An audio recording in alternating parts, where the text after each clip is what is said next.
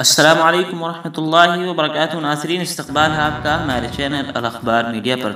ناظرین، پڑوسی ملک پاکستان سے ایک اور بڑی خبر آ رہی ہے کہ جامعہ عمر بن الخطاب ملتان کے بانی و مدیر استاذ العلماء، عالم بعمل، مبلغ اسلام، داعیہ کبیر حضرت مولانا کریم بخش صاحب رحمہ اللہ کا حرکت قلب بند ہونے سے انتقال ہو گیا ہے۔ انا للہ و انا الیہ راجعون۔ نماز جنازہ کل گزشتہ 22 نومبر بروز منگل بعد نماز عشاء تقریباً 8 بجے ادا کی جا چکی ہے۔